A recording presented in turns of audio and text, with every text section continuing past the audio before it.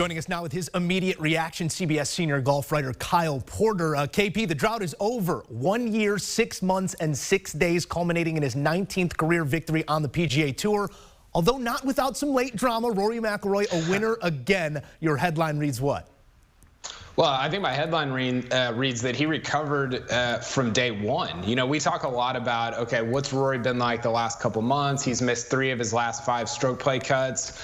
But look at Thursday. He shoots 1 over 73, hits the ball really poorly. He was 120th in the field from tee to green, and then he was lights out over the next 3 days. He only had three holes in which he made bogey or double the rest of the way. He had 1 on Friday, a double on Saturday, and then obviously the mess on 18 on Sunday. But other than that, he was flawless. So to flip the switch that quickly, Joe, I think is just, it's one thing if you're looking tournament to tournament and he misses a cut at the Masters, he misses the cut at the Players. Only the second time he's done that in the same year as a pro.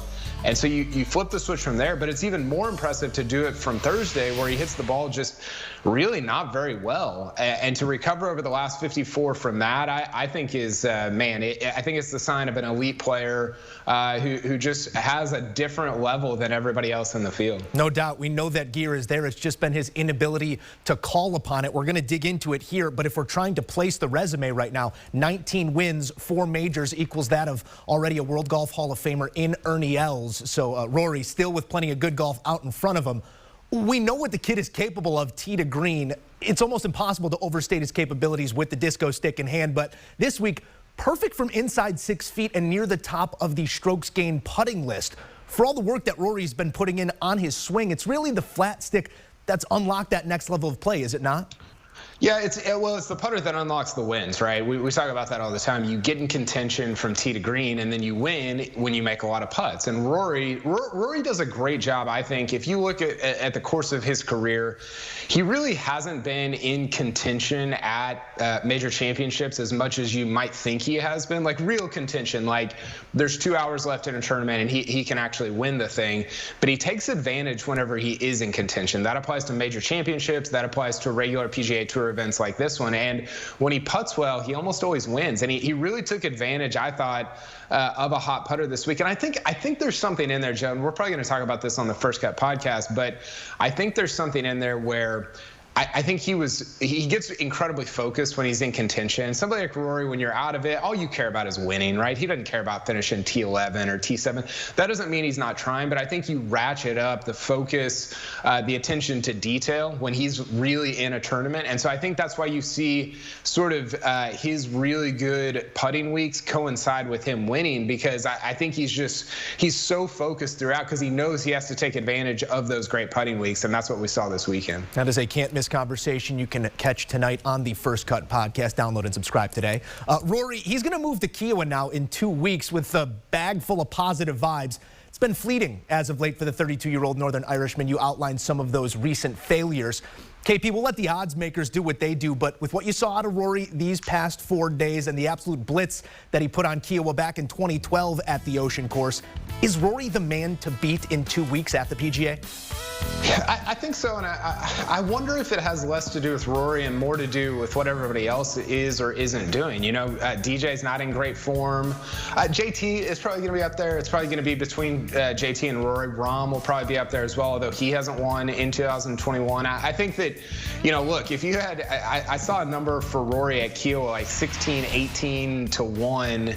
Going into even as recently as this week. If you got him at that number, congratulations, because it is not going to be there again. And you're not going to see 20 to 1, which is what Rory was to win Wells Fargo this week. You're not going to see that again at any tournament for a really long time. So we were starting to see some numbers on Rory that were very I don't know about out of place, but we just don't really, they're uncommon. We don't really see him that often. So I think he is going to be, if not the favorite, having won in his most recent event and having won the last time he played at Kiowa, which was 2012. He's going to be in that top 2 or 3 going in.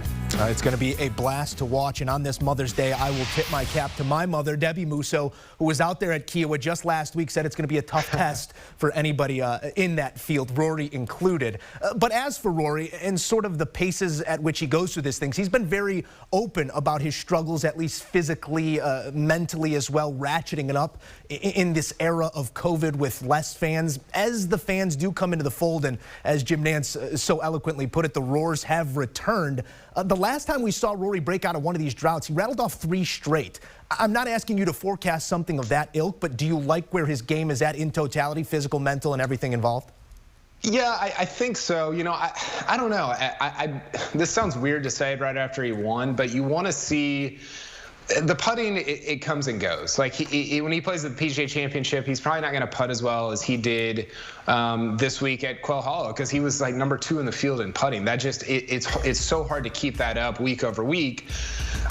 From tee to green, you want to see it for extended periods of time. I still go back to Thursday, and it's like, man, he hit his irons just poorly. Then, you know, there was a graphic on the screen earlier. Hits 11 of 18 greens in regulation. That's not that good.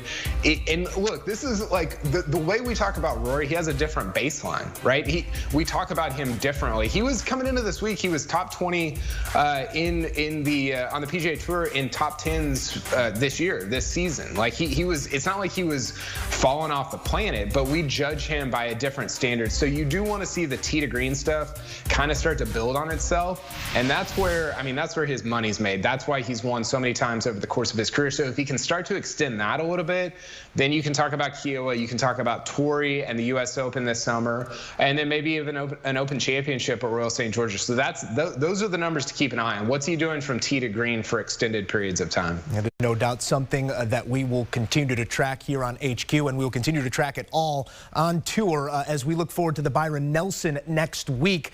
Usually we don't see a stacked field like this the week prior to a major, but you mentioned the current status and the current form of some of the world's biggest names. Who are you most interested to see ratchet things up here the week prior to a major? Yeah, there's a lot of big names in the field. You know, Jordan Spieth plays it because it's in Dallas. It's an AT&T deal. You know, it's kind of his standard event. But I think for me, the 2 guys that I'm looking at, that I'm interested in seeing is Hideki Matsuyama, who we haven't seen since the Masters, and then Brooks Koepka, who we also haven't seen since the Masters. And those guys, they had very different Masters, right? Hideki wins it, and Brooks is, you know, crawling up the 13th green, just trying to finish out 72 holes. But those are going to be 2 guys that are among the 10 or 12 favorites going into Kiel. Where are their games at? Is Hideki still playing at kind of the level he was playing at Augusta? I can't imagine that he is, given that he hasn't played. Is Brooks going to be able to bend over and read putts like he wasn't able to at Augusta? So those are 2 guys that I am probably the most interested in going into the event at the Byron Nelson next weekend. Want a sports network that delivers everything that matters about the game? The highlights, the picks, the instant analysis. No yelling, no fake debates, no politics. Hit the subscribe button and never miss a moment.